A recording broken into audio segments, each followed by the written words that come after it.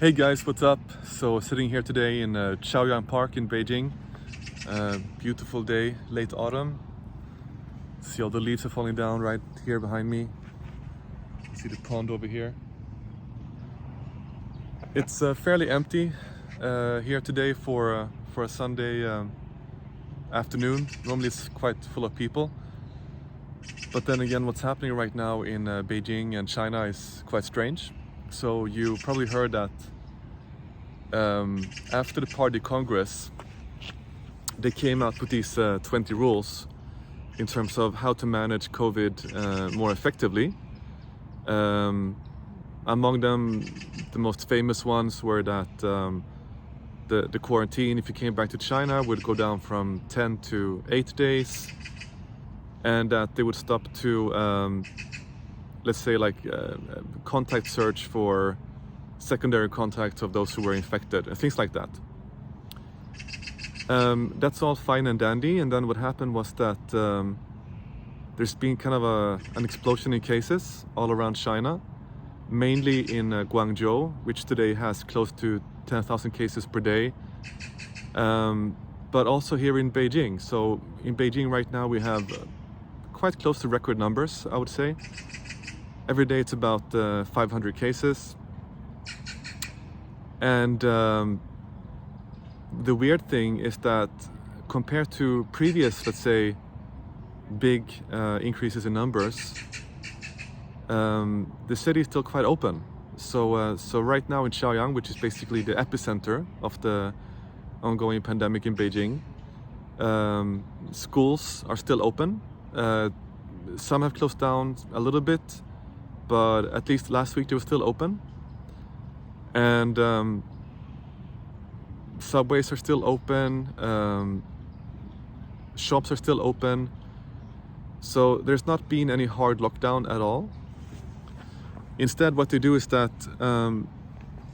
instead of giving some official recommendations from the government, they have allowed local officials, let's say people responsible for specific neighborhoods or buildings or areas in the city, to make the decisions on what to do.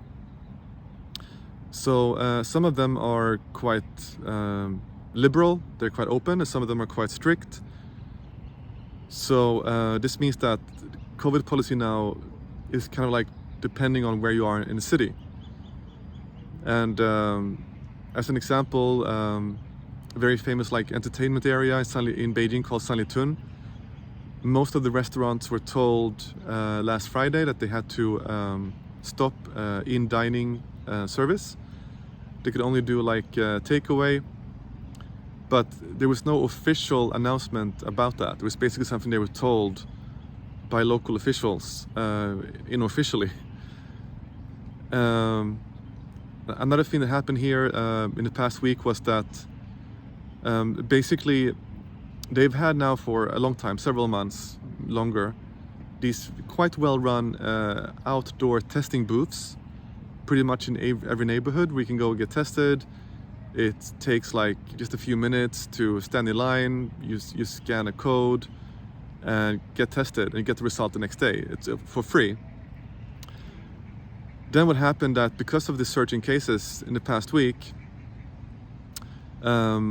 most buildings began to require a test within 24 hours as opposed to 72 or 48 as was in the past. So the lines began to increase at these testing booths. And then when the lines were the longest, all of a sudden last week, I think it was Wednesday, all the testing booths outdoors closed down. They basically closed down without any official reason. And instead, communities like local buildings began to organize a test instead. And this meant that the lines became very long. They became you had to wait maybe for 15-20 minutes as opposed to 1 or 2 minutes in the past. And there were a lot of complaints, let's put it like that. And then the next day the testing booths outdoors were reinstated again. No one knows why this happened.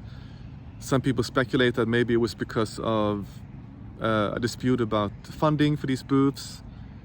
But what is clear is that right now there doesn't really seem to be a very coherent strategy for COVID.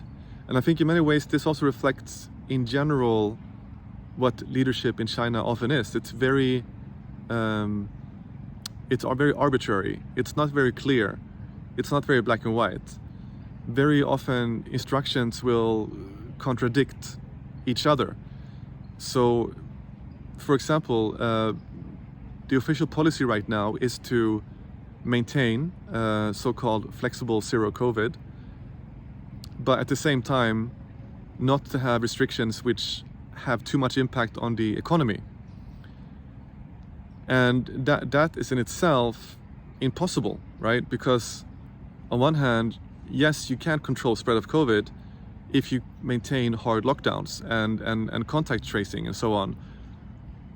But if you open up a little bit, just a little bit, you're going to have a massive increase in cases. You're going to have a surge. And then suddenly it's impossible to control it. You can't really have something in the middle.